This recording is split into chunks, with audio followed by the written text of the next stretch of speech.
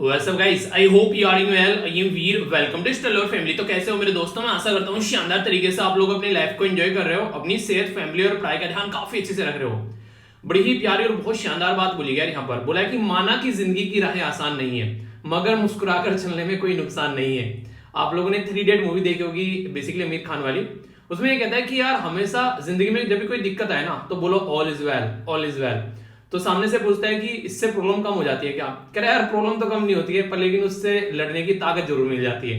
तो वो रियलिटी है। अगर जिंदगी में आप लोग देखोगे, अगर आप लोगों को उस टाइम पर जब आप लोग दिक्कत में है, कोई आप लोग के कंधे पर हाथ रखकर आकर ये बोल दे कि कोई नहीं यार चलता है, सब ये जिंदगी है, टेंशन नहीं लेने का, कुछ दिनों बाद सब कुछ सही हो जाएगा, तो आप लोगों के अंदर जो है वो थोड़ा सा मन को रिलैक्स मिलेगा और काम को करने की हिम्मत बन जाएगी। पर लेकिन अगर आप लोग दिक्कत में और सामने वाला आकर बोल दे ऐसे ही बर्बाद होगा, इतना तो हो गया, अब देखना इससे भी नीचे जाएगा, यहां से नहीं टिकने वाली है भाई साहब, जिंदगी बर्बाद हो गई तेरी, समझ ले जिंदगी खत्म हो चुकी है। तो अगर जरा मरा सी जो मेहनत बची हुई थी, हिम्मत बची हुई थी मेहनत करने की, वो भी खत्म हो जाएगी। तो इसलिए बोला जाता है कि हमेशा जिंदगी में चाहे किसी भी मुकाम पर आप लोग क्यों ना हो, चीजों को एंजॉय करते रहो, एक लर्निंग के प्रोसीजर में रहो, हमेशा अपने आप को अपग्रेड करने की पोजीशन में रहो। तो इससे आप लोगों को देखने को मिलेगा कोई भी दिक्कत आप लोगों के सामने आएगी तो आप लोगों को उसको देखने का नजरिया चेंज हो जाएगा। तो इससे आप लोग काफी कुछ जिंदगी में अचीव करते हुए भी नजर आएंगे। ठीक है, तो ये देखते ही देखते आप लोगों का ये महीना जो है वो खत्म हो रहा है। तो इस तरीके से बताइए ये महीना आप लोगों का कैसा रहा, कैसे आप लोगों ने ये महीना जो है एंजॉय किया, और अगर आप लोग इस महीने को रेट देना चाहेंगे, रेटिंग देना चाहेंगे, तो आप लोग कितना रेट देंगे इसको? यानी कि अगर मैं आप लोगों को बोलूं आप लोगों ने महीना कैसे यूज किया है, तो आप लोगों को बोलूं कि आप लोग 100 में से कितने मार्क्स देंगे इसको, कितने प्रतिशत मार्क्स देंगे इस महीने को कि हाँ यार बिल्कुल ऐसे यूज किया है। और आगे आने वाले मंथ में ऐसी कौन सी चीज है जो आप लोग इंप्रूव करना चाहते हैं। तो ये कुछ ऐसी बातें हैं जो आप लोग बता सकते हैं, जिससे आप लोग को अपने आप को इंट्रोस्पेक्शन करने का टाइम मिलेगा, अपने आप को समझने का टाइम मिलेगा, अपने आप के अंदर झांकने का टाइम मिलेगा, अपने आप को और ज्यादा अपग्रेड करने का टाइम मिलेगा। ये आप लोग हर एक दिन के एंड में भी कर सकते हैं, हर एक सप्ताह के एंड में कर सकते हैं, हर एक महीने के एंड में कर सकते हैं, और साल के एंड में तो इंसान कर ही लेता है कि हाँ नया रिजोल्यूशन बनाते हैं, अब तक जो है जिंदगी बर्बाद चल रही है। तो आप लोग इसको अगर डेली देखते रहोगे तो आप लोगों की लाइफ में प्रोडक्टिविटी जो है वो काफी अच्छे लेवल पर आप लोगों को पहुंचती नजर आएगी। तो बताएगा इसके बारे में आप लोगों की क्या राय है। डिस्कशन काफी शानदार रहने वाला है, टकटकी लगाकर देखना, काफी कुछ आप लोगों को जानने को मिलेगा। सबसे पहले यहाँ पर नजर डालते हैं क्या क्या हम लोग डिस्कस करने वाले हैं। ये एक ओवरव्यू होगा आप लोगों के लिए लेक्चर का, इसके अलावा भी और भी काफी कुछ आप लोगों को देखने को मिलेगा। समझते हैं यहाँ पर G20 ट्राई का क्या है, यहाँ पर एक रिवीजन हो जाएगा आप लोगों का G20 का, और इससे रिलेटेड जो प्रीलिम्स से क्वेश्चन भी पूछा गया है वो भी मैं आप लोगों को दिखाऊंगा, जिसके बेस पर आप लोग कनेक्ट कर अपने आप को आगे बढ़ा पाओगे। कौन सी मिनिस्ट्री है जिसके द्वारा भी यहाँ पर बात की जा रही है national mean cum merit scholarship के बारे में, ये लगभग 15 फाइनेंस जो कमीशन साइकिल के बारे में बात की जा रही है। तो यहाँ पर ये पर्टिकुलर मिनिस्ट्री के अंदर आप लोगों को बताना है आखिर क्या फंडा है। ठीक है, नेशनल मीन कम मेरिट जो स्कॉलरशिप है पूरे इसके बारे में बात करेंगे डिटेल में। ये कैसी स्कीम है, यानी कि सेंट्रल सेक्टर की स्कीम है फिर सेंट्रल स्पॉन्सर्ड की स्कीम है। अब आप लोग बोलोगे ये क्या होता है, पहले यार ये डिफरेंस तो बताओ। इस डिफरेंस को मैं आर्टिकल में डिस्कस करूंगा काफी डिटेल में, ताकि आप लोगों के माइंड में बिल्कुल भी कोई डाउट न रहे। जुवनाइल जो शब्द होता है वो किसके लिए यूज किया जाता है, मतलब कितनी एज होगी इंसान की, उसको जुवनाइल आप लोग बोलोगे। और इसको प्रोटेक्ट करने की बात जब की जाती है तो आप लोगों ने निर्भया का केस देखा होगा, तो उसमें जुवनाइल के बारे में बहुत सारी बातें की गई थी।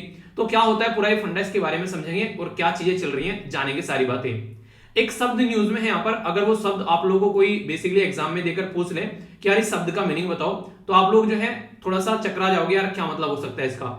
उसका बेसिकली मतलब यहाँ पर है इनकेपेबल ऑफ डूइंग हार्म, यानी कि एक ऐसा इंसान या फिर एक ऐसा बच्चा दिमाग पर्सन जिसको ये पता ही नहीं है वो क्या कर रहा है। आप लोग कहते नहीं कि शरीर से तो बड़ा हो गया पर लेकिन बड़ा नहीं हुआ है। ठीक है, उसको मतलब ही नहीं पता है। ठीक है, उसको कई बार एक तरीके से आप लोगों ने देखा होगा शरीर बड़ा हो गया पर बच्चा दिखता है वो इंसान उसकी हरकतों से। तो ये बातें हैं, तो उसको इनोसेंट मान लिया जाता है एज ए चाइल्ड कि ये इस तरीके की हरकत कर ही नहीं सकता है। तो उस तरीके से यहाँ पर एक शब्द है लेटिन जिसको बोलते हैं इनकेपेबल ऑफ डूइंग हार्म। ये शब्द क्या है, ये शब्द लेटिन वर्ड में क्या है, ये आप लोग को बताना है। नया शब्द है, जानकर आप लोग को अच्छा लगेगा, तो ऐसी ऐसी चीजें आप लोग को पता चलती रहनी चाहिए। ठीक है, आगे बात करते हैं यहाँ पर एक पर्सन जो कि एक पर्सन है जो कि ना तो रीड कर सकता है ना राइट कर सकता है, उसको क्या बोलते हैं। ठीक है, एक शब्द है आप लोगों को बताना उसको क्या बोलते हैं। ठीक है, आप लोगों ने सुना होगा लिटरेसी। लिटरेसी मतलब लिटरेट यानी कि पढ़ा लिखा पर्सन, जो लैंग्वेज को लिख और पढ़ सकता है हमारे देश के अंदर में एक तरीके से, वो हो गया लिटरेट पर्सन। ठीक है, इसी के साथ में एक होता है इलिटरेट पर्सन, यानी कि जो ना तो लिख सकता है ना पढ़ सकता है। ठीक है, एक पर्सन और है यहाँ पर जिसको बोलते हैं नॉन लिटरेट पर्सन। तो ये नॉन लिटरेट क्या होता है, तो यहाँ पर इलिटरेट आएगा, लिटरेट आएगा, नॉन लिटरेट आएगा, इनमें आप लोगों को बताना है। तीनों में डिफरेंस जो है मैं और अच्छे से आप लोगों को समझाऊंगा जब आर्टिकल कवर करेंगे, तो ये भी कुछ नया सीखने को आप लोगों को मिलेगा। इसी के साथ में एक स्कीम है यहाँ पर जिसको न्यू इंडिया लिटरेसी प्रोग्राम आप लोग बोलते हैं। इसे कब से कब तक हमारे देश में इंप्लीमेंट की जा रही है। और यहाँ पर न्यू इंडिया लिटरेसी का क्या मतलब है? अभी तो हम लोगों ने न्यू एजुकेशन पॉलिसी के बारे में पढ़ा था, ये कुछ नया बवाल आ गया क्या मार्केट में? समझेंगे इस बवाल के बारे में और आखिर क्या है ये सारी चीजें। तो कई सारी इंटरेस्टिंग बातें आप लोग को जानने को मिलने वाली है। आगे बात करते हैं। टारगेट है यहाँ पर 5 करोड़ के करीब लर्नर को कवर करने का, ठीक है। तो इसके चलते यहाँ पर 1 करोड़ पर ईयर, तो कब से कब तक का है टारगेट यहाँ पर। और OTLAS क्या है यहाँ पर ये, और NIOS क्या है, ये सब मिलकर काम करने वाले हैं। NIOS के बारे में तो आप लोगों ने सुना होगा कई बार कि हाँ एजुकेशन रुक गई थी बीच में, तो इंसान ने अपनी एजुकेशन को आगे बढ़ाया, तो ये NIOS की कैटेगरी में आप लोग इसको डाल देते हैं। तो ये कुछ ऐसी बातें हैं जिसके बारे में आप लोगों को पता होना चाहिए। एक एक पॉइंट आप लोगों को क्लियर करने वाला हूं, काफी डिटेल में आप लोगों को बहुत सारी बातें बताने वाला हूं, तो इसलिए लेक्चर को अच्छे से सुनिएगा, काफी कुछ आप लोगों को जानने को मिलता रहेगा, ठीक है। आगे बढ़ने से पहले आप लोगों को एक बात बता दूं, देखिए क्या हुआ था, मॉर्निंग में वैसे वीडियो थी आप लोगों के टाइम पर आ गई थी, पर थोड़ी सी लेट हो गई थी। मैंने 6:30 से ये जो वीडियो थी लगभग 6:45 हो गई थी। रीजन क्या था? रीजन मैंने आप लोगों को बताया था वीडियो के अंदर भी, क्योंकि मैं घर गया हुआ था, ठीक है। तो इसकी वजह से जो चीजें थी वो आप लोगों को पता है यार, जब गांव में जाता है इंसान तो फिर इंटरनेट वगैरह की प्रॉब्लम रहती है, वो सब चीजें, तो उसकी वजह से यहाँ पर ये चीजें जो है वो कंप्लीट नहीं हो पाती है कई बार, ठीक है। तो वैसे 7 बजे से पहले ही वीडियो आप लोग की आ गई थी, तो आप लोग अपना शेड्यूल जो है वो 6:30 आप लोग उठकर ना 6 बजे अपना चीजों को स्टार्ट कर दिया कीजिए, ठीक है। पढ़ना लिखना जो भी आप लोगों को सुटेबल लगता है, तो इस तरीके से तो एग्जैक्ट जो है 6:30 बजे तक वीडियो आ जाती है। अगर कोई दिक्कत ना हो तो अपना शेड्यूल आप लोग फॉलो कर सकते हैं, और बाई चांस ऐसी कोई दिक्कत होती है थोड़ा सा आप लोग रिवाइज कर लिया कीजिए चीजों को तब तक, ठीक है। पिछली अपनी पीपीटी उठाकर देख ली, एक बार चीजों को रिकॉल कर लिया, तभी आप लोग चीजों को लंबे समय तक याद रख पाओगे। मतलब अपना शेड्यूल आप लोगों का नहीं बिगड़ना चाहिए, वो कंटिन्यूअस रहना चाहिए, तो इसको आप लोग देख लीजिएगा, ठीक है। देखो यार चीजें ना थोड़ा सा इतना होना चाहिए कि फ्लेक्सिबिलिटी होनी चाहिए इंसान के अंदर, ये नहीं कि रिजिडिटी हो गई बिल्कुल, उससे क्या होने लगता है फिर इंसान दिक्कत में आने लगता है। तो जैसे कि मान लो इस टाइम पर कोई एक काम कर रहा है, दूसरा है तो उसका ऊपर नीचे कर लिया कि चलो अभी कर लेते हैं, बाहर जाना है तो चलो थोड़ा सा इस चीज को ऐसे कवर कर लेते हैं, वो नहीं चीजें, तो इस तरीके से देखिएगा, ओके। बहुत इंपॉर्टेंट, काफी उम्दा और शानदार आर्टिकल आप लोगों के सामने आने वाला है। बेसिकली प्रीलिम्स के अंदर भी ये कवर होगा काफी अच्छे से, और जीएस पेपर 2 के अंदर भी आप लोग इसको कवर कर सकते हैं। बात करेंगे G20 के बारे में, क्या है पूरा डिटेल में समझते हैं। यहाँ पर G20 कंट्रीज के बारे में आखिर क्यों न्यूज में आ गया। आप लोगों को पता है कि हमारी कंट्री जो है वो G20 की प्रेसिडेंसी लेने वाली है 1 दिसंबर से, और ये 1 दिसंबर 2022 से लेकर यहाँ पर हमारे पास में ये नवंबर 30 2023 तक हमारे पास में रहने वाली है। यानी कि 1 साल जो है G20 की पावरफुल जो मीटिंग है वो हम लोग अपनी कंट्री में मतलब बेसिकली कंडक्ट कराएंगे, तो उसके चलते यहाँ पर ये न्यूज में है। तो हमारी कंट्री में जो कैबिनेट है, कैबिनेट जहां सब लिखा है उसका मतलब मान लीजिए गवर्नमेंट, यानी कि हमारे देश में जो गवर्नमेंट है वो क्या करेगी, G20 का सेक्रेटरीट उसके द्वारा यहाँ पर अभी सामने लेकर आया गया, जिसके चलते कैसे कैसे हम लोग मीटिंग लेकर चलेंगे G20 की, तो सारी बातें आप लोगों को देखने को मिलेगी। यहाँ पर कई सारे क्वेश्चन आप लोगों के माइंड में आने चाहिए। अच्छा हम लोग यहाँ पर प्रेसिडेंसी लेने वाले से पहले हमारे से पहले किसी और के पास में प्रेसिडेंसी होगी, ऐसा आप लोग बोल सकते हैं, या फिर हमारे से बाद में प्रेसिडेंसी किसके पास में होने वाली है, ऐसे क्वेश्चन आप लोगों से बन जाते हैं। और जो शब्द यहाँ पर कैबिनेट यूज किया गया ना, ये भी अपने आप में काफी उम्दा शब्द आप लोगों को देखने को मिलेगा। कैबिनेट शब्द जो है ये आप लोगों को आर्टिकल 352 में देखने को मिलेगा, जो कि पूरे संविधान में बस एक ही जगह मेंशन किया गया है, ठीक है। और रीजन यहाँ पर क्या है, अगर कल को चलकर कोई भी यहाँ पर जैसे कि प्रोक्लेमेट करना है कोई भी यहाँ पर प्रेसिडेंट को, तो कैबिनेट से पूछकर यहाँ पर करेगा, यानी कि अपने आप कर देगा। यानी कि देश में इमरजेंसी लगा दी, ये बोला गया था कि उस टाइम पर इमरजेंसी अपने आप ही लगा दी, प्रेसिडेंट को प्रॉपर पता भी नहीं था, तो इसलिए कैबिनेट वर्ड यहाँ पर यूज किया गया ताकि चीजों को मेंटेन रख सके। वैसे काउंसिल ऑफ मिनिस्टर जो है वो आप लोगों को पता ही है, आर्टिकल 75 में भी आप लोगों को देखने को मिल जाती है, जिसके बेस पर यहाँ पर कैबिनेट जो होता है उसके भी अंदर से कुछ लोग निकाले जाते हैं। ऐसे नहीं जैसे घर में मान लीजिए 15-20 आदमी है, ठीक है, तो कैबिनेट कौन हो गया, मम्मी पापा बाबा दादी, ठीक है, तो कैबिनेट की तरीके से काम करेंगे, यानी कि बस ये लोग डिसीजन लेंगे यहाँ पर घर में, इस तरीके से आप लोग बोल सकते हैं। तो कैबिनेट वो होता है यहाँ पर, ठीक है। तो कैबिनेट के द्वारा अप्रूव कर दिए गए। यहाँ पर इंपॉर्टेंट बात क्या है यहाँ पर जो काफी इंटरेस्टिंग है, ये क्वेश्चन आप लोगों से यूपीएससी में पूछे जा चुके हैं। बोला गया कि in which of the following जो ग्रुप है are all 4 countries member of G20, यानी कि किसमें G20 के सारी कंट्री आप लोगों को देखने को, मतलब कौन से ऐसे 4 यहाँ पर है जिनमें सारे G20 के मेंबर हैं। अर्जेंटीना, मैक्सिको, साउथ अफ्रीका, तुर्की, Australia, Canada, Malaysia, New Zealand, Brazil, Iran, Saudi Arabia, Vietnam, Indonesia, Japan, Singapore और साउथ कोरिया। तो सही आंसर क्या यहाँ पर ABCFD। तो ये प्रीलिम्स में क्वेश्चन पूछा गया था, इसको आप लोग अटेम्प्ट कीजिए, देखता हूं कौन सही आंसर देता है, ठीक है। ये जो आर्टिकल है काफी अच्छे से कवर किया गया यहाँ पर, बेसिकली कैबिनेट के द्वारा क्लियर किया गया यहाँ पर G20 सेक्रेटरीट, तो आप लोग यहाँ पर इस आर्टिकल को देख सकते हैं। तो सबसे पहले अगर G20 की कंट्री के बारे में आप लोग को बताएं तो इसके बारे में आप लोग याद रख सकते हैं G20 में कौन कौन सी कंट्री आती है। तो यहाँ पर अर्जेंटीना देखने को मिलेगा, Australia, Brazil, Canada, China, France, Germany, India, Indonesia, इसी के साथ में इटली हो गया, जापान हो गया, South Korea, Mexico, Russia, Saudi Arabia, South Africa, तुर्की, इसी के साथ में UK, United State, European Union, जो यहाँ पर बेसिकली यूरोपियन यूनियन हो गया यहाँ पर, ठीक है। मैंने कहने का मतलब है कि यूरोपियन यूनियन भी यहाँ पर पूरे ग्रुप के तरीके से प्रेजेंट किया जाता है। तो टोटल मिलाकर ये कंट्री आप लोगों को यहाँ पर देखने को मिलती है। तो ये काफी इंपॉर्टेंट है यहाँ पर, अगर कोई आप लोगों से पूछ ले इनको याद रखना है तो उसके लिए भी आप लोगों के लिए यहाँ पर ट्रिक है, एक बच्चे के द्वारा शेयर की थी, याद रखिएगा। यहाँ पर इसके बारे में बोला गया गुरुजी सीता अब एसएससी एफसीआई में जॉब करती है, यानी कि यहाँ पर गुरुजी यानी गुरुजी भी आप लोगों ने यहाँ पर याद रखना है, यानी कि रेस्पेक्ट दिखानी है। सीता अब एसएससी एफसीआई यानी कि फूड कॉर्पोरेशन ऑफ इंडिया में जॉब करती है। तो यहाँ पर गुरुजी का मतलब क्या हो गया, यानी कि गुरुजी हैं कौन कौन, जर्मनी, यूएसए, इसी के साथ में रसिया और यूके, और जी का मतलब हो गया जापान और इंडिया। सीता का मतलब क्या हो गया, सऊदी अरेबिया, इंडोनेशिया, तुर्की और ऑस्ट्रेलिया। ए बी का मतलब क्या हो गया, अर्जेंटीना और ब्राजील। एसएससी का मतलब क्या हो गया, साउथ अफ्रीका, साउथ कोरिया और कनाडा। एफसीआई का मतलब क्या हो गया, फ्रांस, चाइना, इटली। और यहाँ पर एमई का मतलब हो गया मैक्सिको और यूरोपियन यूनियन। तो ये टोटल एक तरीका है, मैं आशा करता हूं कि आप लोग इसको मतलब याद रख पाएंगे, क्योंकि एग्जाम में जब क्वेश्चन बन रहे हैं इस तरीके के तो फिर आप लोगों को इसके बारे में पता होना चाहिए। ठीक है, तो अब आप लोगों के सामने यहाँ पर सारी कंट्री, अब इसमें से आप लोग ऑप्शन ढूंढिए कि आप लोग कौन सा ऑप्शन यहाँ पर लग रहा है। ठीक है, कि हाँ ये ऑप्शन जो है ये आप लोग यहाँ पर आप लोग इसको देख सकते हैं, जिससे कि कनेक्ट कर सकें। अगर आप लोग यहाँ पर इसको देख पा रहे हो, जैसे कि बी ऑप्शन में क्या हो गया, ऑस्ट्रेलिया, कनाडा, तो यहाँ पर आप लोगों को मलेशिया नहीं देखने को मिलेगा। ठीक है, मलेशिया आप लोगों को देखने को मिलेगा, बताइए हाँ या फिर ना, क्योंकि यहाँ पर एक ही एम है और उस एम का मतलब है मैक्सिको, तो मलेशिया तो यहाँ पर ही नहीं है। ठीक है, तो आप लोग देखते हैं तो यहाँ पर ना तो मलेशिया आप लोगों को देखने को मिलेगा और ना ही कहीं आप लोगों को एन है यहाँ पर इसमें, इसके अंदर यानी कि न्यूजीलैंड है, तो ना तो मलेशिया है और ना ही न्यूजीलैंड है, तो ये तो हो नहीं सकता। ठीक है, ब्राजील के बारे में बात करें तो आप लोगों को ईरान नहीं देखने को मिलेगा वहां पर। ठीक है, और ना ही आप लोगों को वियतनाम देखने को मिलेगा। तो ईरान में अगर आई के बारे में बात करें तो आई से बस इंडिया है यहाँ पर, और दूसरा जो आई हो गया उससे आप लोगों को इटली देखने को मिलेगा, और इसके अलावा कोई आई नहीं है, तो ईरान का मतलब ही नहीं है। ठीक है, और वी इसमें कहीं ही नहीं है, तो वियतनाम ही नहीं है, तो दूसरा भी ऑप्शन गया। इंडोनेशिया, जापान, सिंगापुर और साउथ कोरिया। ठीक है, जब यहाँ पर आप लोगों को एसएससी के बारे में मैंने बात की थी, तो एक एस का मतलब हो गया साउथ कोरिया, एक एस का मतलब हो गया यहाँ पर साउथ अफ्रीका। ठीक है, और इसी के साथ में एक एस का क्या मतलब हो गया यहाँ पर, हो गया सऊदी अरेबिया। तो यहाँ पर सिंगापुर नाम का इंसान नहीं है। ठीक है, तो मतलब क्या हो गया, मतलब इसका आंसर हो गया ए।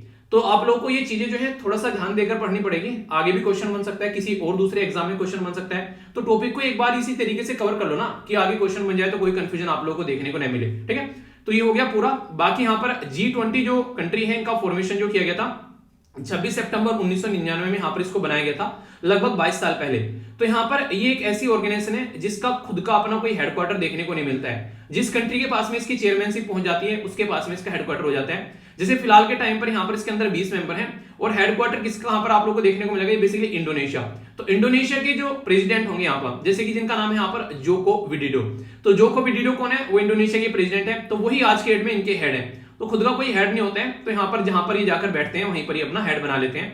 यानी कि आप लोगों ने सुना होगा जहां पर हम लोग खड़े होते हैं वहीं से लाइन स्टार्ट होती है, तो वहीं से बेसिकली चीजें स्टार्ट हो जाती हैं। तो ये बातें हैं, और बाकी आप लोगों को पता है G20 बता दिया, G8 में से यहाँ पर रसिया बाहर निकाल दिया, ये G7 रह गया। और G7 के बारे में क्वेश्चन बन जाए तो कंफ्यूज नहीं होना है, अकेली इकलौती एशिया की कंट्री है जापान।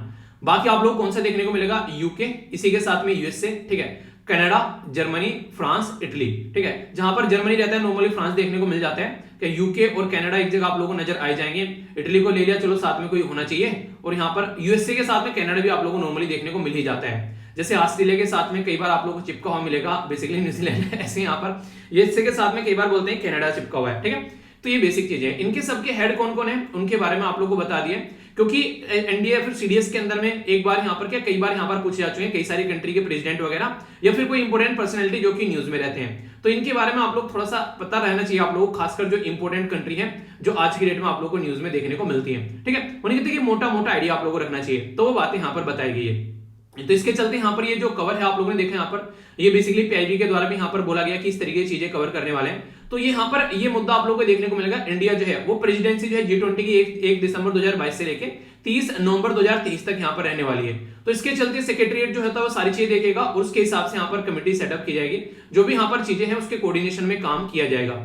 अब G20 की इतनी इंपोर्टेंस क्या है उसको थोड़ा सा हम लोग बात करते हैं। G20 अगर ग्लोबल लेवल पर आप लोग एक मोटे मोटे तौर पर देखोगे तो यहाँ पर आप लोगों को लगभग दुनिया की 65% पॉपुलेशन इन्हीं देश के अंदर मिल जाएगी आप लोगों को। इसी के साथ में यहाँ पर 79% जो वर्ल्ड का ट्रेड है, यानी कि एक तरीके से आप लोग बोल सकते हैं कि मोटे मोटे तौर पर बस 20% जो व्यापार है इससे अलग है, बाकी सारा व्यापार इसके अंदर आ चुका है। इसी के साथ में बस 16% जो इकोनॉमी है वो अलग है, बाकी की 84% जो है वो इसके अंदर आ चुकी है। तो इससे एक अंदाजा आप लोग लगा सकें कितना ज्यादा यहाँ पर दुनिया का व्यापार देखने को मिलता है। और जब ट्रेड इतना है तो लगभग इतना ही आप लोगों को यहाँ पर एमिशन, कार्बन एमिशन भी देखने को मिलेगा। यानी कि अगर ये जो देश है G20 कंट्री, अगर ये अपनी इकोनॉमी को एक तरीके से सोलर एनर्जी की ओर लेकर चल दे, तो आप लोग ये बोल सकते हैं कि काफी हद तक हम लोग कार्बन एमिशन को जो है कंट्रोल कर सकते हैं और आज की डेट में बहुत ज्यादा प्रोडक्टिविटी चीजें आप लोग को देखने को मिलेगी। ठीक है, तो ये कुछ ऐसी बातें हैं जो कि आप लोग यहाँ पर समझ सकते हैं। कल को अगर क्वेश्चन पूछ ले कोई, तो कोई कंफ्यूजन आप लोगों के माइंड में इसको लेकर नहीं होना चाहिए।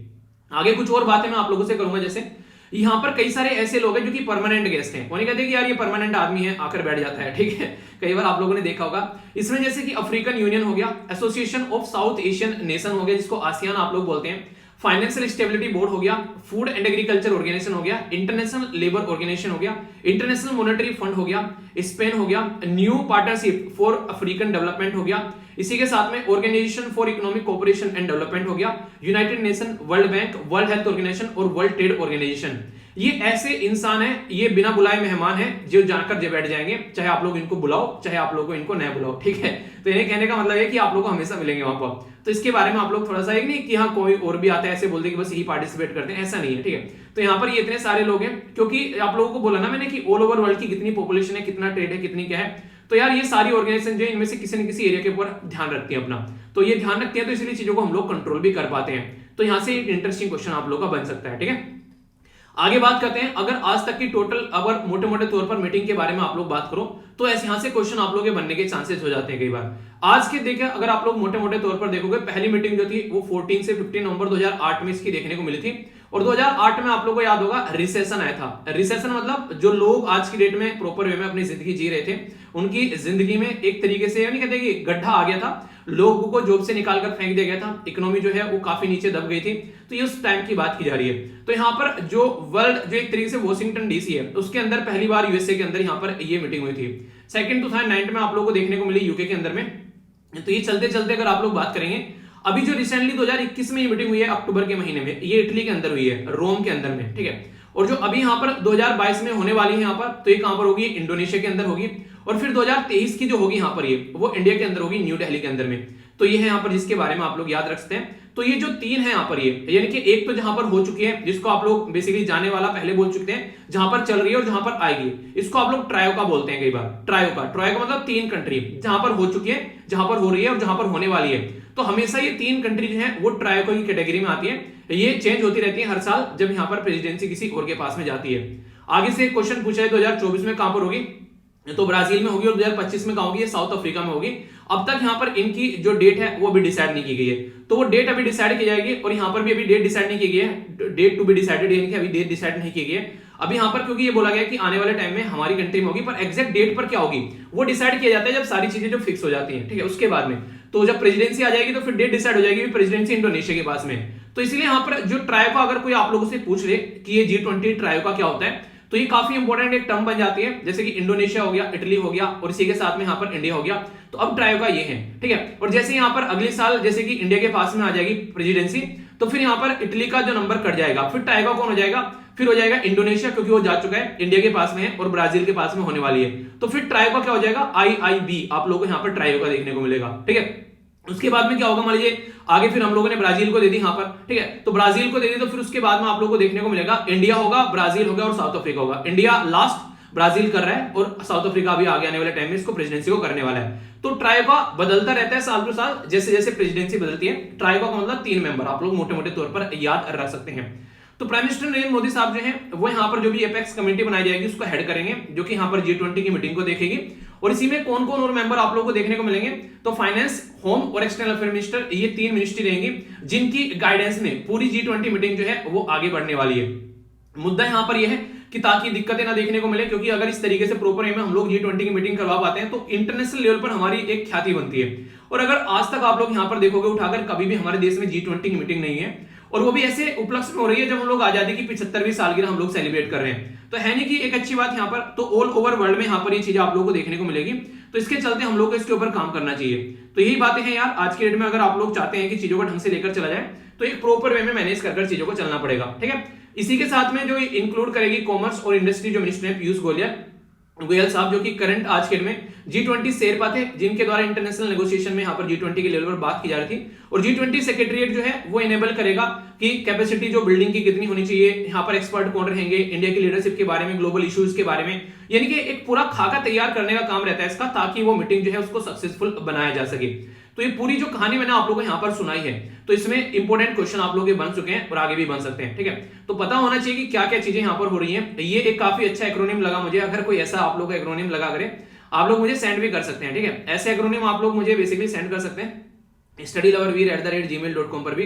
अगर आप लोगों के पास में कोई लिस्ट ऐसी, तो वो भी आप लोग सेंड कर सकते हैं, जिससे कि मैं सबके साथ में इसको शेयर करता हूं, ठीक है। तो ये याद रहने के लिए एक अच्छा तरीका होता है, क्वेश्चन क्योंकि पूछा जा चुका है, ठीक है। अब क्या क्या है, कौन कौन से इंसान है, क्या क्या चीजें करने वाले हैं, कहां पर कितनी मुद्दे हैं, कहां मीटिंग हो चुकी है, क्या क्या मुद्दे हैं, तो ये सारी प्रीलिम्स के अंदर क्वेश्चन बन जाए तो कोई कंफ्यूजन नहीं होना चाहिए। फिर ये मत बोलना यार कहां से आ गया क्वेश्चन, तो मैं हूं ना टेंशन नहीं लेने का, एंजॉय करने का, ठीक है। तो यानी कि करंट अफेयर को अच्छे से एंजॉय आप लोग कर सकते हैं और थोड़ा सा रिवाइज करते रहिए, ठीक है। आगे चलते हैं, अब देखेंगे हम लोग नेक्स्ट न्यूज को, जो काफी इंपॉर्टेंट होने वाली है।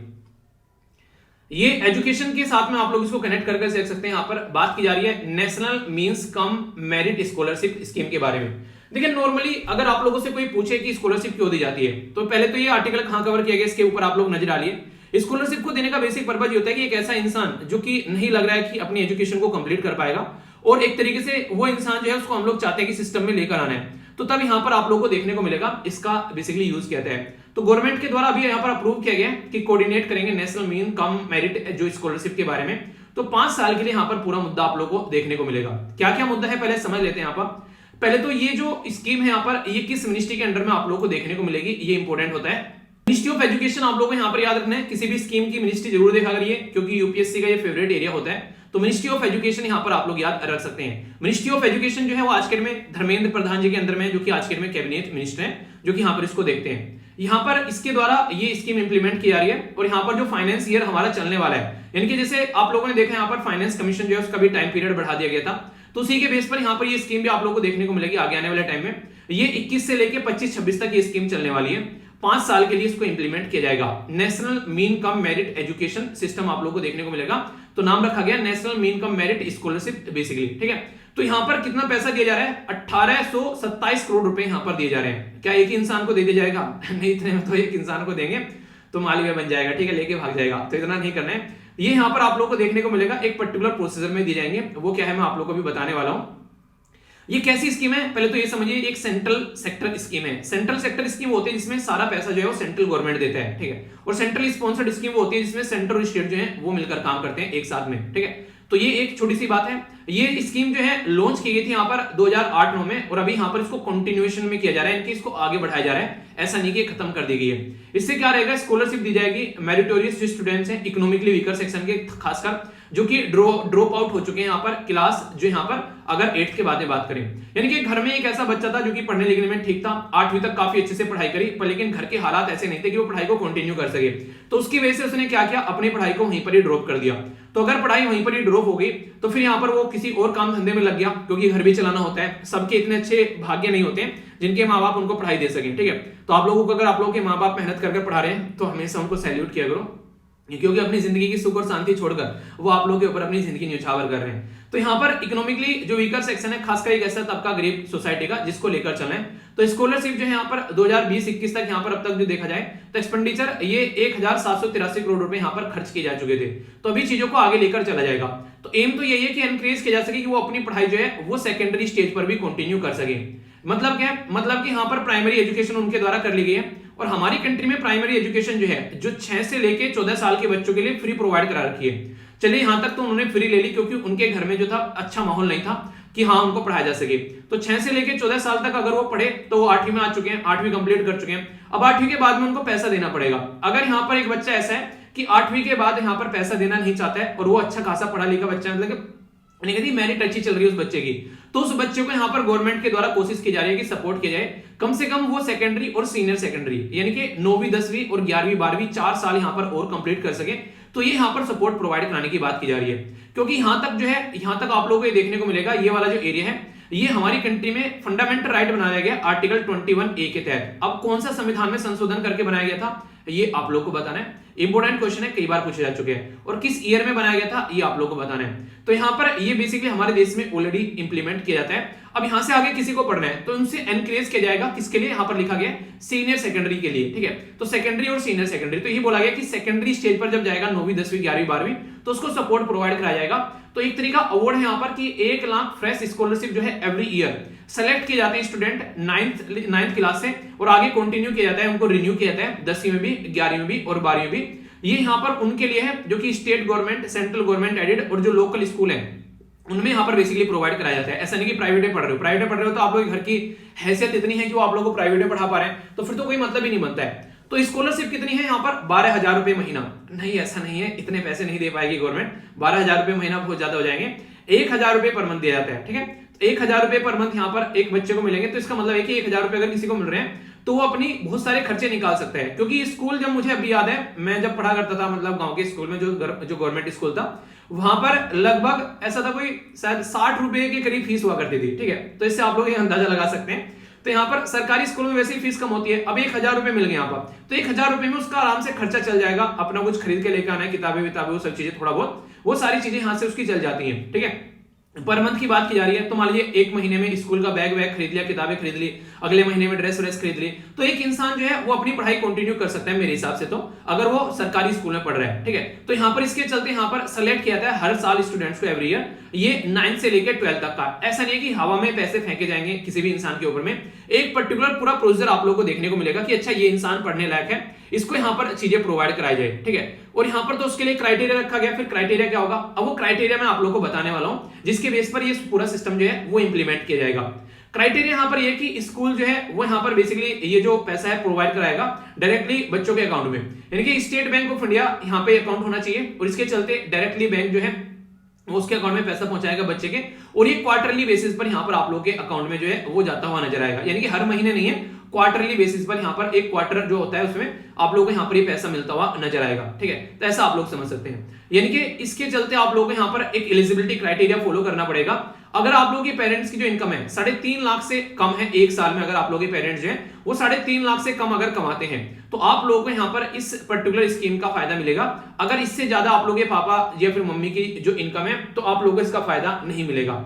नॉट एलिजिबल फॉर स्कॉलरशिप, इसको एलिजिबल कौन नहीं है, अगर कोई यहाँ पर केंद्रीय विद्यालय में पढ़ाई कर रहे हैं, ठीक है, या जवाहर नवोदय विद्यालय में पढ़ाई कर रहे हैं, क्योंकि वहां पर ऑलरेडी काफी सारी छूट मिल जाती है। रेजिडेंशियल स्कूल जो गवर्नमेंट या स्टेट गवर्नमेंट के द्वारा चलाए जाते हैं, या फिर प्राइवेट स्कूल, यहाँ इनको इसलिए कवर नहीं किया गया क्योंकि कुछ तो यहाँ पर ऐसे हैं गवर्नमेंट ऑलरेडी फैसिलिटी प्रोवाइड करा रही है, और प्राइवेट में ऑलरेडी इतनी फीस है कि घर वाले ऑलरेडी फीस भर रहे हैं, तो वहां पर इसलिए प्रोवाइड नहीं कराया जाता है। पर लेकिन पेरेंट्स की इनकम के ऊपर तो डिपेंड करता ही करता है, ये आप लोगों के ऊपर भी डिपेंड करता है। अगर आप लोग जो है 55% मार्क्स इक्विवेलेंट ग्रेड इन 8th में लेकर आ रहे हैं, ठीक है, और तो यहाँ पर आप लोगों को देखने को मिलेगा 5% का रिलैक्सेशन दे दिया जाता है यहाँ पर एससी के स्टूडेंट्स को, ताकि एक तरीके से कई सारी दिक्कतें रहती हैं कि इंसान जो है अपनी पढ़ाई कंटिन्यू कर सके, तो ये आप लोगों को देखने को मिलेगा। तो ये कुछ ऐसे क्राइटेरिया हैं जिसके बारे में आप लोग याद रख सकते हैं। यानी कि अगर यहाँ से इस क्लास से आगे इंसान कोई बढ़ना चाहते हैं तो उसके ऊपर डिपेंड करेगा। ऐसा नहीं है कि यहाँ पर हमारी कंट्री में ऐसे कोई प्रोग्राम नहीं है। और आप लोगों ने वैसे भी देखा कई सारी स्कीम तो आप लोगों ने वैसे भी जानते हो ना, जैसे बेटी बचाओ बेटी पढ़ाओ, अगर लड़कियों के बारे में बात करें तो वैसे सपोर्ट किया जाता है। राइट टू एजुकेशन के बारे में बता दिया मैंने आप लोगों को। सर्व शिक्षा अभियान आप लोग जानते हैं, कई सारे राष्ट्रीय उच्चतर शिक्षा अभियान भी हमारे देश में चलता है। इसी के साथ में और भी कई सारे national learning programme, technology enhance learning के बारे में बात की जाए तो बहुत सारी ऐसी चीजें आप लोगों को देखने को मिलेगी। ऑलरेडी प्रोग्राम हमारे देश में चल रहे हैं, ऐसा नहीं कि प्रोग्राम चल नहीं रहे। तो ये प्रोग्राम ऐसे हैं जिनके बारे में आप लोगों को एक आइडिया रखना चाहिए। तो ये एक पर्टिकुलर स्कीम मैंने आप लोगों की तैयार करा दी, ये यहाँ पर कवर की गई। इसमें क्या क्या एम है, क्या क्या मुद्दा है, कौन कवर कर रहा है, क्या क्राइटेरिया सारे रखे गए हैं, तो ये पूरी एक स्कीम आप लोग यहाँ पर कवर होगी, ठीक है। तो अगर कोई क्वेश्चन आप लोगों से पूछ ले इसके बारे में, डाउट है या फिर नहीं, बताइए। थम्स अप देकर आप लोग बता सकते हैं कैसा लगता है आर्टिकल। अगर डाउट होता है तो वहां पर कमेंट कर दीजिए सर इसमें डाउट हो गया, ठीक है। तो इनके कवर करते हुए चीजों को आगे चलते रहना है आप लोग को अच्छे से। सारी पीडीएफ जो है वो आप लोग को टेलीग्राम पर मिल जाती है, टेलीग्राम पर जाकर पीडीएफ डाउनलोड कर ले कीजिए। इसी के साथ में आंसर राइटिंग ग्रुप में आंसर आप लोग कर सकते हैं। आज मुझे बेसिकली वो पोस्ट करनी थी आप लोगों की केस स्टडी, और मैं थोड़ा सा मतलब नहीं वही हफरा तफरी में सारी चीजें आप लोग को पता है फिर चलती है जब बाहर जाते हैं इंसान, तो उसकी वजह से मैं डाल नहीं पाया यहाँ पर। तो मैं डाल दूंगा, ये शाम तक आप लोग को मिल जाएगी। बेसिकली ये वीडियो अपलोड होने से पहले पहले आप लोगों को केस स्टडी मिल जाएगी, ठीक है। तो आप लोग उसको देख लीजिएगा ताकि चीजें जो है आप लोग अच्छे से कवर कर सकें। राइटिंग मत छोड़िए, जितना भी आप लोग कर सकते हैं आधा घंटा कम से कम लगाते रहिए, एक कंप्लीट स्टडी लेकर चलनी है। तो वो वीर तालियान पे मिल जाएगी, पीडीएफ आप लोगों को यहाँ पर मिल जाती है। और ये SLV PDF जो है यहाँ पर आप लोगों को चीजें बाकी वैसी देखने को मिल जाती है। ठीक है, तो इन चीजों पर आप लोग अपने आप को कनेक्ट कर सकते हैं। तो अच्छे से कनेक्ट करके चलिए ताकि जो भी डाउट हो आप लोग का दूर होता रहे। ओके, आगे बढ़ता हूं। जब एजुकेशन की बात चली रही है तो क्यों ना चलते चलते यहाँ पर गंगा में हाथ धो लिया जाए। यहाँ पर एक और एजुकेशन की बेसिकली स्कीम के बारे में हम लोग यहाँ पर बात करेंगे। यहाँ पर बात की जा रही है न्यू इंडिया लिटरेसी प्रोग्राम, यानी कि एक तरीके से पढ़ाई का प्रोग्राम है। यहाँ पर न्यू इंडिया के नाम पर इसका नाम रखा गया है। ये यहाँ पर फाइनेंशियल ईयर 2022 से लेकर 27 तक यहाँ पर चलने वाला है और ये एडल्ट एजुकेशन को यहाँ पर बेसिकली नेशनल एजुकेशन पॉलिसी के साथ में कंबाइन कर आगे लेकर चलेगा ताकि चीजों को आगे लेकर चला जा सके।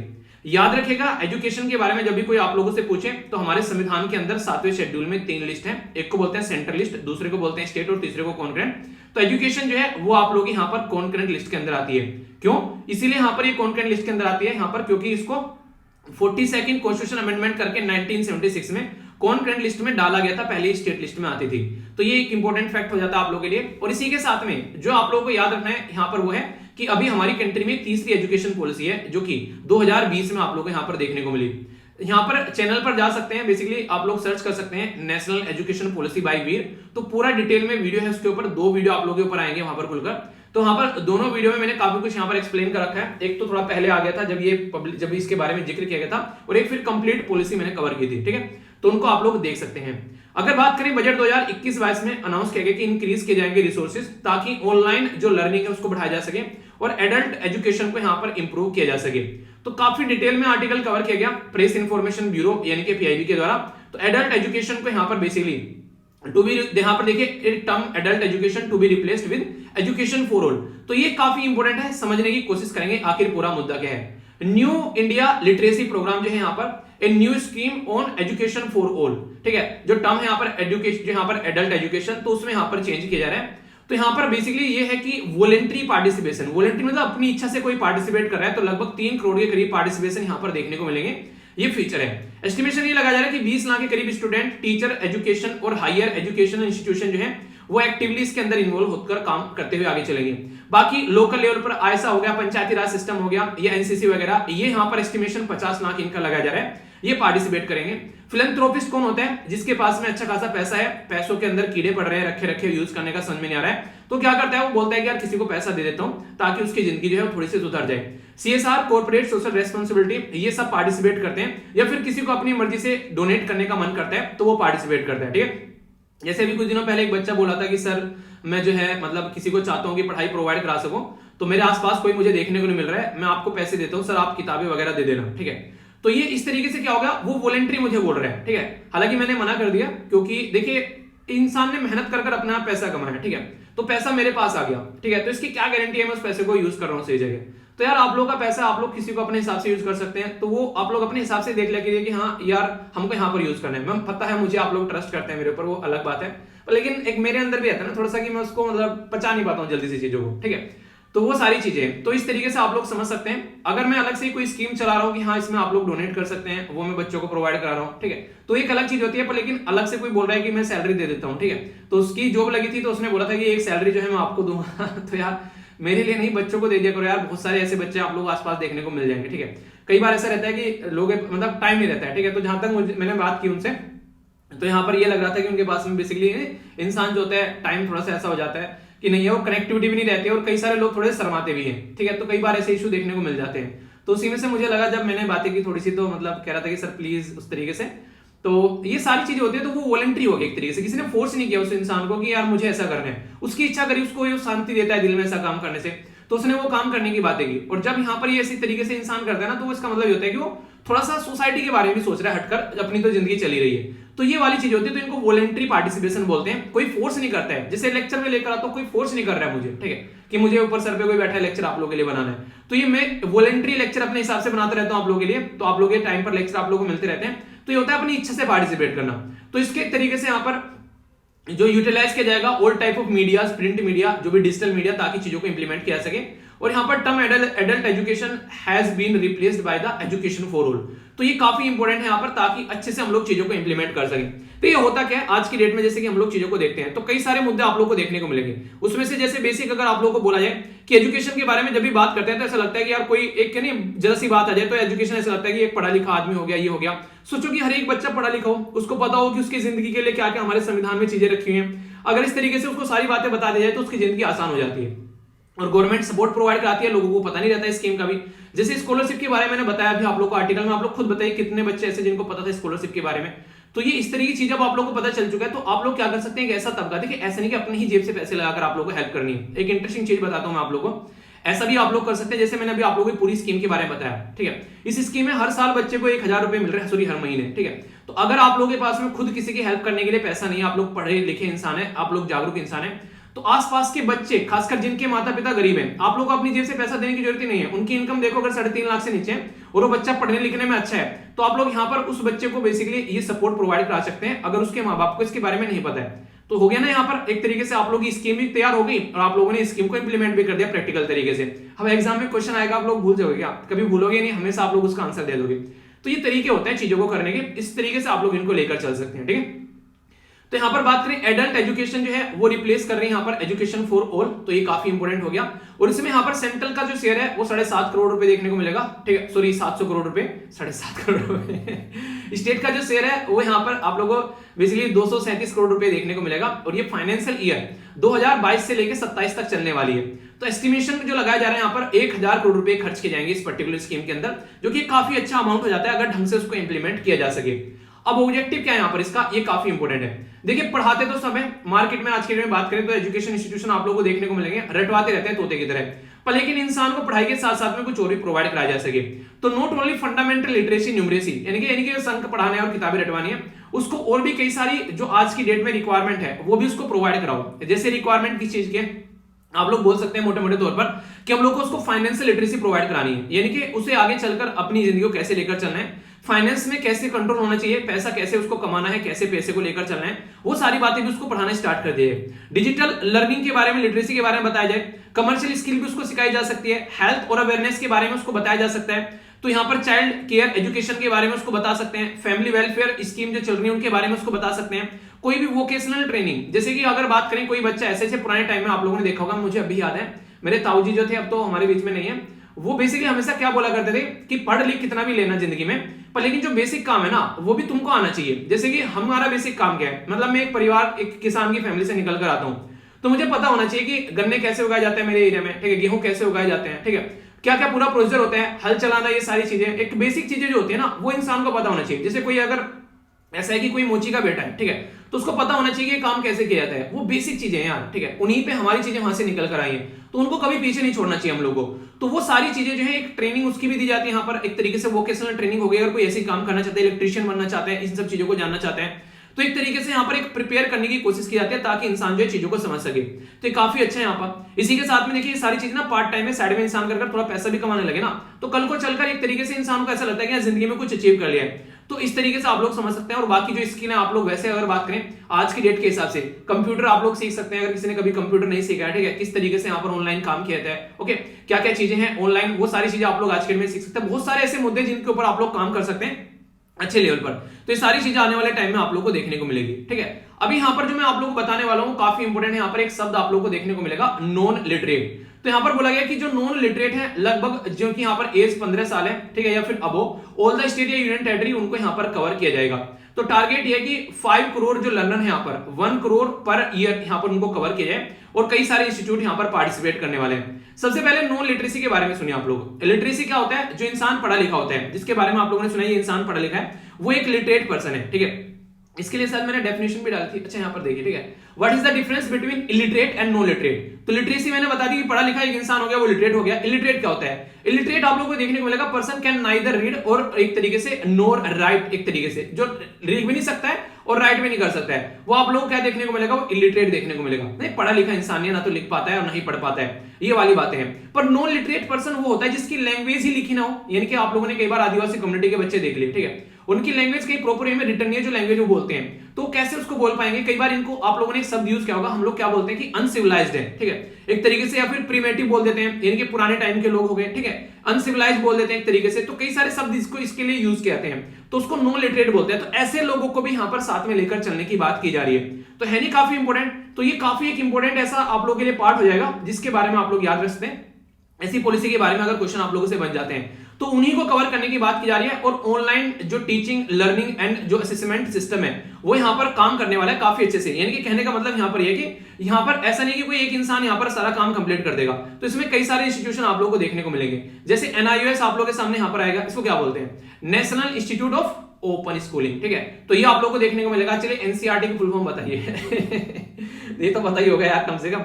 अगर बात करूं जनगणना 2011 के बारे में, जो कि हमारे देश में जनगणना 2011 में आई थी, अभी जो नेक्स्ट आएगी वो 2021 के आगे प्रस्तुत की जाएगी, उसके हिसाब से यहां पर आप लोगों को 25 करोड़ ऐसे लोग यहां पर आप लोगों को देखने को मिल जाएंगे, जिसमें मेल जो है वो लगभग 9 करोड़ के करीब और फीमेल 16 करोड़ के करीब। यानी कि महिला बहुत सारी ऐसे मिल जाएंगी जो कि यहां पर जिनको प्रॉपर एजुकेशन प्रोवाइड नहीं कराई जाती है।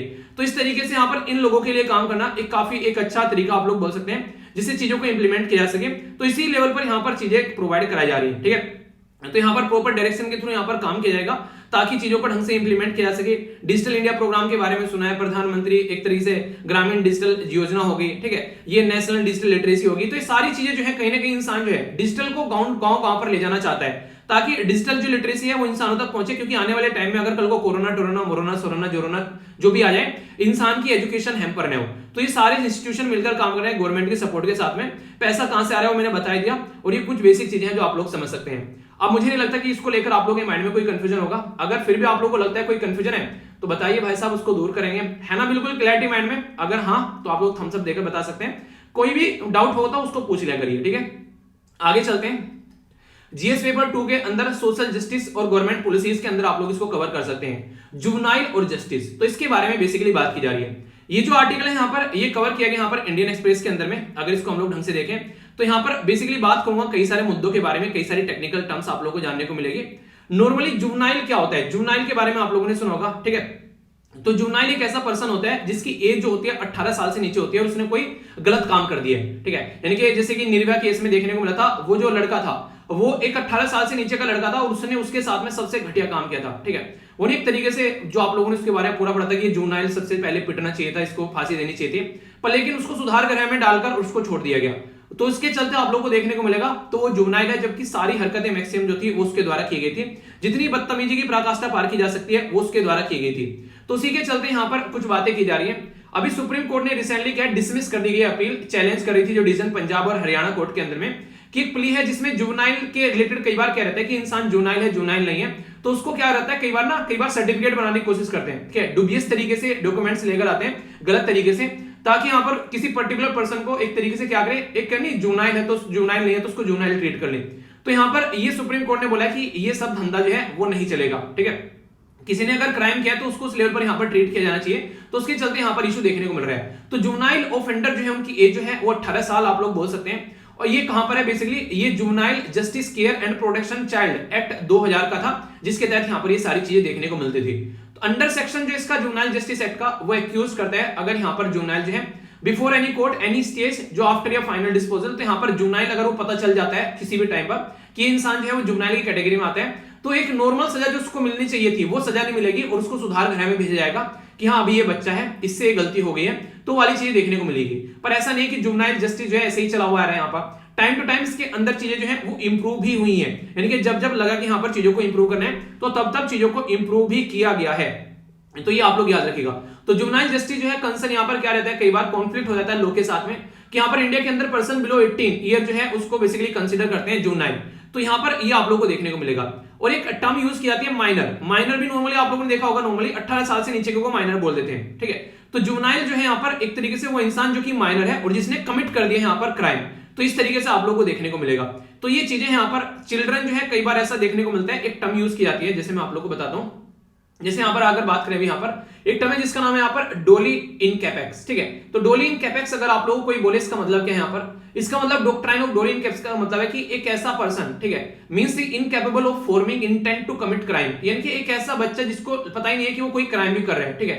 तो any children below the 7 year can not be convicted of any crime, ठीक है, बिकॉज यहाँ पर इसकी वजह से यहाँ पर कि उसको पता ही नहीं है कि वो क्या कर रहा है। तो ऐसे ऐसे कई सारे आप लोग केस देखने को मिले। कई बार ना इस तरह की चीजें ना मिक्स हो जाती हैं। 7 साल का बच्चा, उसके द्वारा कोई हरकतें कर दी गई, ठीक है, तो ये सारी चीजें हैं। तो मेन ऑब्जेक्टिव यहाँ पर ये रहता है कि कैसे चीजों को लेकर चलना है, क्योंकि अगर कोई बच्चा है तो कैसे उसको रिहेबिलिटेट करना है। आप लोगों को याद होगा शाहरुख खान का बेटा पकड़ा गया तो हमारी कंट्री में पूरे कानून में चेंज कर दिया। क्यों? क्योंकि ये बोला गया कि अगर कोई बच्चा जो है उसके द्वारा कोई हरकतें की गई है, तो यहां पर उसको सुधारा जाएगा, क्योंकि वो छोटा बच्चा है, अभी स्मॉल कैटेगरी में आते हैं यहां पर ये, तो उसको सुधारा जाएगा, उसको सुधार गृह भेजा जाएगा, एक तरीके सुधार गृह में उसको ले जाया जाएगा ताकि उसकी चीजों को सुधारा जा सके। यानी कि एक तरीके से जेल में डालना नहीं, अगर वो नशा कर रहा है तो उसको एक तरीके से डॉक्टर की जरूरत है, तो ये बातें बोलेगी उसके साथ में। तो यही बातें आप लोगों को यहाँ पर देखने को मिलेगी।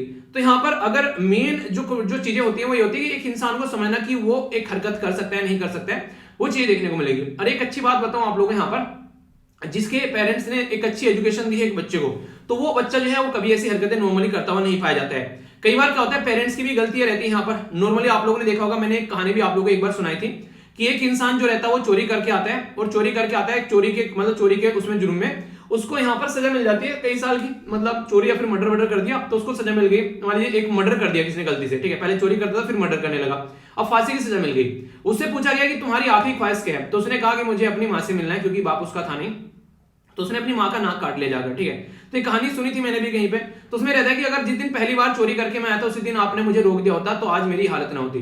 तो कई बार पुअर पेरेंटिंग जो स्किल है ना यहाँ पर, वो बच्चों को इस लेवल पर पहुंचा देती है। एब्यूजिव होम रहता है जहां पर एक तरीके से माँ बाप आपस में लड़ रहे हैं, ठीक, कुत्ता बिल्ली की तरीके से, वो वाली चीजें आप लोगों को देखने को मिलेगी कि आपस में बहुत सारी कि बच्चा बचपन में देख देख कर वो बड़ा हुआ है कि घर में ही जो पापा है दारू पीकर आ रहे हैं, मम्मी को पीट रहे हैं, वो सारी चीजें, तो बच्चा सहम जाता है, उसके अंदर तक वो चीजें बैठ जाती हैं। तो वो चीजें आप लोग समझ सकते हैं। कई बार सिंगल पेरेंटिंग जो है वो भी आप लोगों को देखने को मिलती है, यानी कि हस्बैंड नहीं है, वाइफ नहीं है, तो उसकी वजह से भी कई सारी दिक्कत निकल कर आती है, काम पर भी फोकस रहता है, उस पर ध्यान नहीं दे पाते हैं बच्चे पर, तो बहुत सारी ऐसी चीजें निकल कर आती है जिसके बारे में आप लोगों को चीज देखने को मिलेगी। और रही सही कसर जो है आज के डेट में, वो news, movies, web series, social media और लैक ऑफ एजुकेशन। हर एक इंसान के हाथ में मोबाइल तो आ गया, पर लेकिन उसको ये नहीं पता कि मोबाइल को यूज कैसे करना है। मोबाइल उसको यूज कर रहा है, मोबाइल उसको लाइक करता है हर टाइम कि मुझे देखता रहो, ठीक है, तुरंत तुमको नई नई चीजें मिलती रहेंगी। तो ये सारी हरकतें जो होती हैं, ये कहीं ना कहीं इंसान जो है उसको एक ऐसी कैटेगरी में ले जाकर रख देती हैं जो सोचने के लिए मजबूर हो जाता है। तो पेरेंटिंग भी बहुत बड़ा रोल प्ले करती है, आप लोग इसको सहमत हो या ना हो, पर लेकिन हाँ, ये सारे रीजन आप लोगों को याद रखने, और ये आप लोगों ने नॉर्मली इनको देखा भी होगा अपने आसपास वाले रीजन में, ठीक है। अगर बात करें हमारे देश में, तो कई सारे एक्ट हैं, जैसे चिल्ड्रन एक्ट के बारे में बात करें तो बच्चों करता है कैसे बच्चों को टैकल करके चलना है। जुवेनाइल जस्टिस एक्ट के बारे में बात करें तो यूनाइटेड नेशन के हिसाब से यूएन भी बोलता है कि बच्चों को सुधारना है। तो दुनिया में ऐसे कानून तो हैं कि जिनमें सुधारने के बारे में बात की जाती है, ठीक है। हमारी कंट्री में टाइम टू टाइम एक्ट में हम लोगों ने बदलाव किए हैं, रिप्लेस किया गया जुवेनाइल जस्टिस एक्ट को। यहाँ पर आप लोग देखते हैं तो यहाँ पर बेसिकली अलाउ किया था juvenile involve in the heinous crime age 16 से 18 तक का ट्रीट किया जाए एज ए एडल्ट। तो ये काफी इंपॉर्टेंट है। जैसे निर्भया का केस आया था, उसने ऐसी हरकतें की, यहाँ पर एक तरीके से उसकी वेजाइना में रोड डालना, वो सारी हरकतें उस जुवेनाइल ने करी, ठीक है। तो इतनी गंदगी हरकत है, और वो बोला 18 साल से नीचे का उसको छोड़ दो।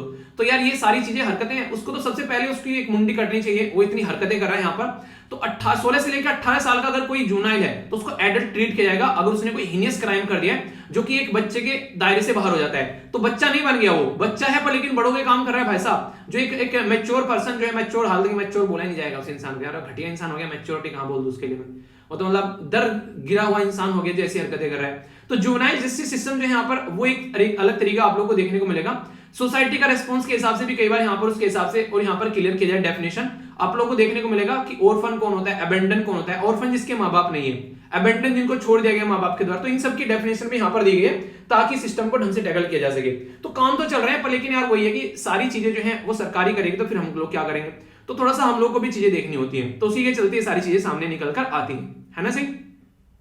तो ये थे सारे आर्टिकल, आई होप कि आप लोगों ने एंजॉय किया होगा। थम्स अप देकर आप लोग बता सकते हैं, अगर कहीं पर भी कोई डाउट हो तो कमेंट बॉक्स में आप लोग लिख सकते हैं। G20 के बारे में कई सारी बातें मैंने बताई, ट्रिक कैसी लगी बताई गई, ठीक है। इसी के साथ में क्वेश्चन भी देखा, कहां पर आर्टिकल कवर किया गया, डिटेल में समझा। सारी बातें मैंने काफी डिटेल में आप लोग को बता दी एक कर, तो कोई भी कंफ्यूजन अब आप लोग को इसको लेकर नहीं होना चाहिए, ठीक है। पूरा आर्टिकल डिटेल में देखा। दूसरा एजुकेशन के बारे में बात की, यहाँ पर कहां से स्कीम निकल कर आ रही है, क्या स्कीम है, कौन कौन यहाँ पर इंप्लीमेंट किया रहा है, किसको दी जा रही है, किसको नहीं दी जा रही है, वो सारी बातें देख ली।